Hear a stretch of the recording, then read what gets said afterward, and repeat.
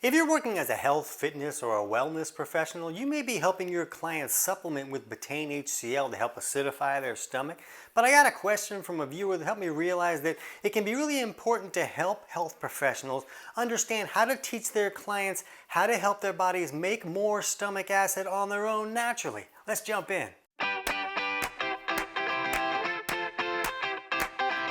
TC Hale is not a doctor and does not claim to be a doctor or licensed in any type of medical field. Don't be an idiot and use anything heard on the show as medical advice. This information should be used for educational purposes only, and you should contact your doctor for any medical advice. Now get off me.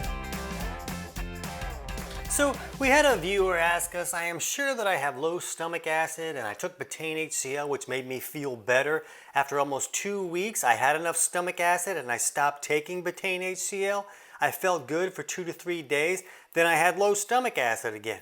I don't want to supplement HCl my whole life. I want my stomach to produce the acid itself. I cannot take ACV as the doctor said that my stomach lining is slightly inflamed and vinegar causes irritation. What can I do? So we talk in a lot of our books and courses about how we help people improve a low stomach acid by supplementing with betaine HCl capsules. And these are just capsules of basically like what your stomach would make to acidify the food that a person is eating. And properly acidifying the stomach and having the ability to let the client actually break down the food that they're eating, these steps can create improvements to a wide variety of health issues. I'm not going to dig too deep into that right now. If you're new to this channel and you don't know how to help clients improve digestive issues, chapters 3 and 4 of my book Health Pro Results kind of walks you through teaching clients how to figure out which aspects of digestion are not working correctly and steps they can take to improve that. And the book is available on Amazon, but I'll put a link in the description below so you can get the whole thing totally for free, and then you can just read chapters 3 and 4 to understand what we're talking about there. And if you're a consumer that just happened upon this video because you like the topic, then we'll put a link in the description below for my book Kick Your Fat in the Nuts. And chapters 3 and 4 go over those same topics. It's just written for consumers. It's a little more easier for consumers to understand, where the other book is really written for health professionals.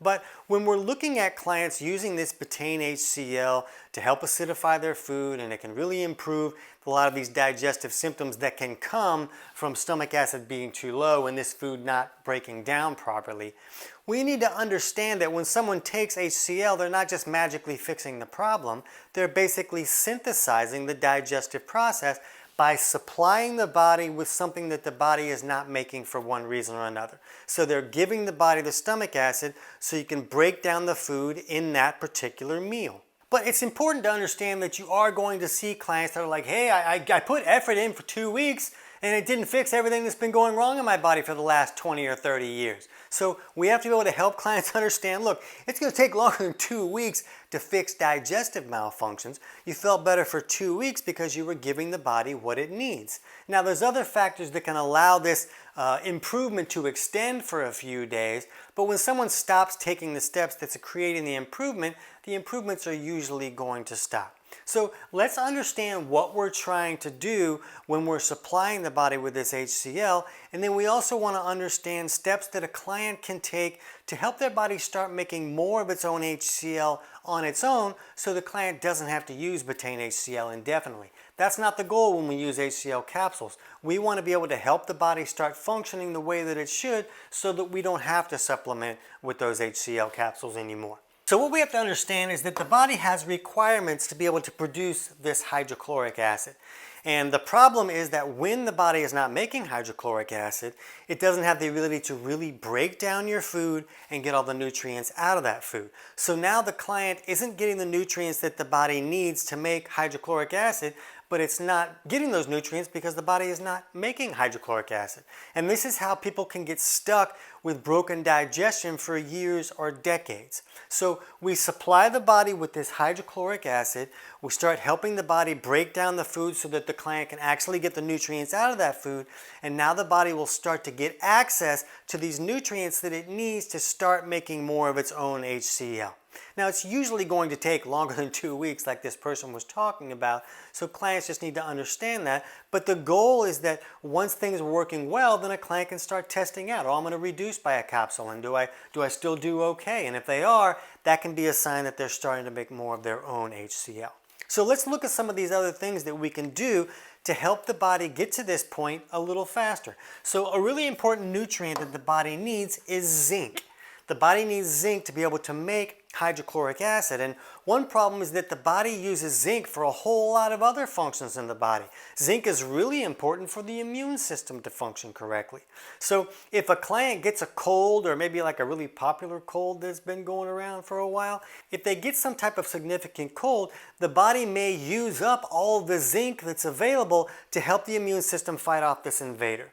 So now the body doesn't have enough zinc to make this hydrochloric acid, and digestion can kind of take a downturn after this person is starting to feel a little bit better. But now that there's been a period of time that digestion has not been working as well, they're not getting as many nutrients out of that food, and now the body doesn't have the zinc that it needs to start making more of its own HCl again, so that it can break down the food and start getting more zinc and other nutrients out of the food. So if a person gets stuck, sometimes we will help them supplement with some zinc, or if they're having a cold or something, that's a good time to supplement with some zinc.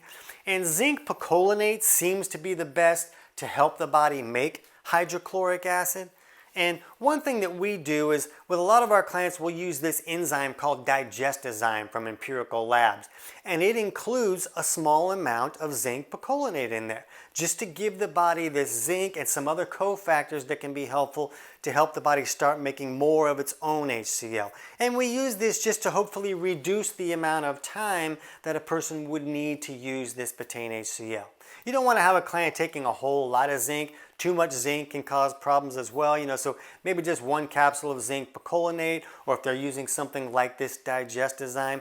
I'll put a link in the description below for the digestizyme just so you can check it out and see the ingredients. I'm not telling you all your clients need to take that, or if they take that, it's going to fix all their problems, but I know you're going to ask, so I'll make that link available so you can check that out.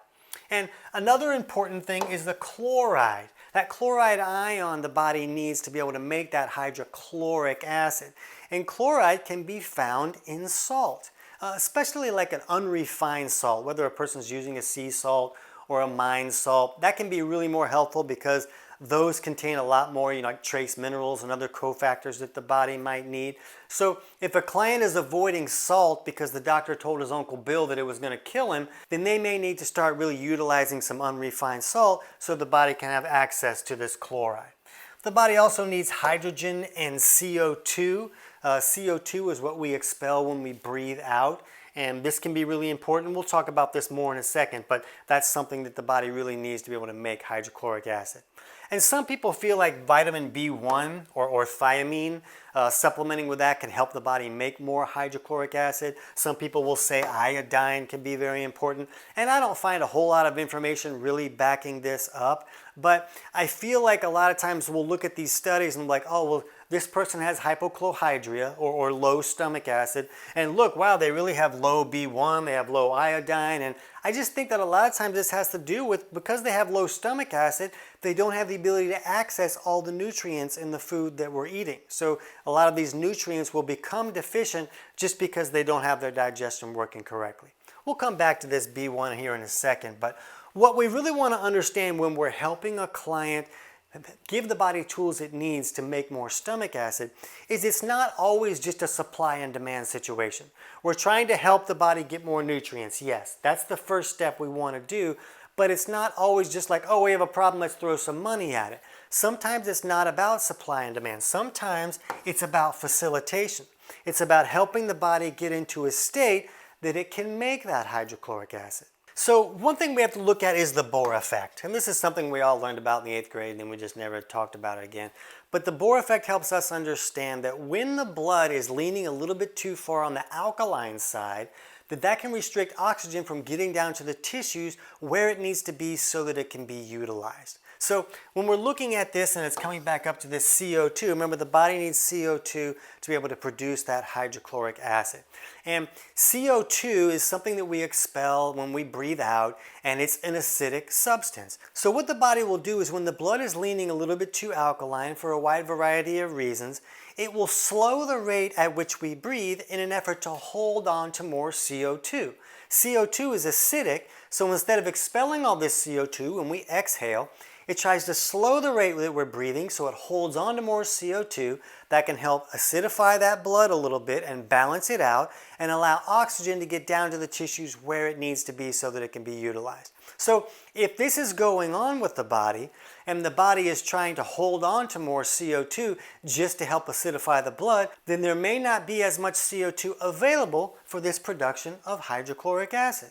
So there's a wide variety of reasons that CO2 may go low in the body. If someone is using like a very low carb diet or a ketogenic diet or a carnivore diet, this can reduce CO2 because CO2 can be a byproduct of properly processing carbohydrates. So if a person isn't really eating many carbohydrates, then the CO2 levels will go lower. And depending on the levels of CO2, depending on the pH of their blood, this can be problematic for some people and not problematic for others. So I'm not saying that a ketogenic diet or a carnivore diet is bad. They're really appropriate for a lot of people. We use them with a lot of clients depending on their body chemistry. But we need to understand how these diets are affecting the body to really know if they're right for our clients or not.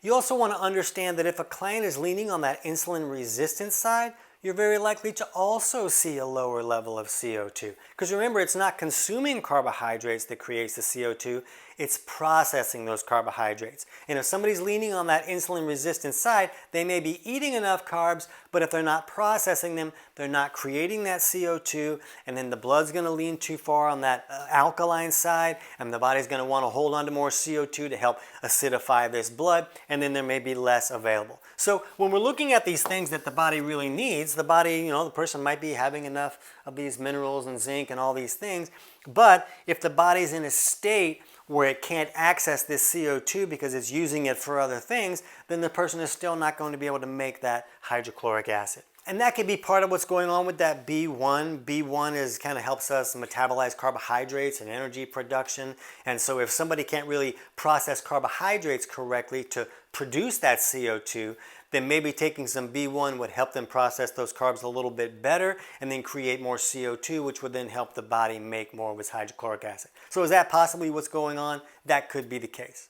Another thing we want to think about is if somebody has gastritis and maybe these parietal cells that are in charge of creating this hydrochloric acid in the stomach, if they've been damaged, that may restrict the ability to do that. So you might have to help a client heal up some gastritis a little bit. If that's new for you, I'll put a link in the description below for our video on gastritis, a different viewpoint, and that'll kind of walk through some of those steps that can be helpful. And we heard from this viewer that like, oh, my doctor said I have this gastritis, so I can't use apple cider vinegar. Well, apple cider vinegar has the ability to kind of increase some inflammation or irritation if somebody has gastritis or inflammation or even an ulcer in that stomach. So ACV, when that goes in there, it's like, acid on an open wound. That could really burn. But so does hydrochloric acid. Hydrochloric acid can do so even more than apple cider vinegar. So when somebody says, oh, I've been using some betaine HCL, but my doctor says I have gastritis, I usually view that as they probably have some type of overgrowth going on in the stomach that's putting out all this alkaline byproduct, and then it's neutralizing the acid that either a person is putting in there or the small amount that the body is making. So a lot of times when we're looking at helping the clients acidify their food correctly, we have to reduce an overgrowth that might be neutralizing those acids and reducing the ability to acidify that food. And again, this person would probably want to take steps to improve that gastritis before they supplement it with betaine HCL, because that's really going to be a problem. They're not going to be able to allow that tissue to heal if you keep dumping acid on there. So that video about gastritis kind of walks through how to do that, but those steps can be important first before you start helping a client really acidify the stomach correctly.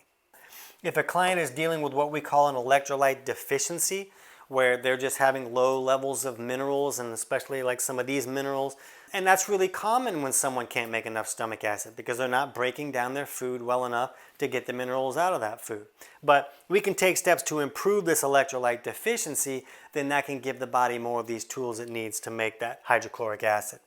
And another thing to think about is that if someone is leaning too far on that sympathetic side, so the autonomic nervous system kind of runs a lot of the show behind the curtains in the body, and there's a parasympathetic rest and digest side and a sympathetic fight or flight side. So if somebody has a lot of stress in their life, or there's a lot of stress in their body. Maybe the body is dealing with some type of infection or chronic invader and it's stressing the body out. Either state can push the body severely into that sympathetic fight or flight state, and then the body can't move into that parasympathetic rest and digest state so that the body can make hydrochloric acid. So you hear from people all the time like, oh, just try to relax when you're eating, don't read your emails or be stressed out, and you'll be able to digest your food better. Well, this is why. The body needs to be able to move into that parasympathetic state to be able to produce this hydrochloric acid. So if somebody's really stuck in this sympathetic state, we need to help them get out of that state so that the body can produce more of its own HCl. And the last thing I'll touch about with these types of videos, I always hear somebody that's like, oh, I'm blood type A, so I don't make hydrochloric acid and I'm just kind of stuck like this and that's my problem. And I just don't agree with that. You know, when someone's like, oh, I'm broken because of genetic things, most situations you can alter what's going on to improve their circumstances. I have genetic situations where I have an iron overload. My body absorbs way too much iron, and I should have been dead 10 years ago when my iron numbers were out of control. But I took steps in my lifestyle to adjust that number, and now it's not a problem for me. So I just don't like to see people say, oh, I'm type A, so I'm kind of broken. And a lot of the studies that look at this stuff, you know, if somebody starts gravitating towards eating more carbohydrates for one reason or another and less protein, then the body's going to produce less hydrochloric acid.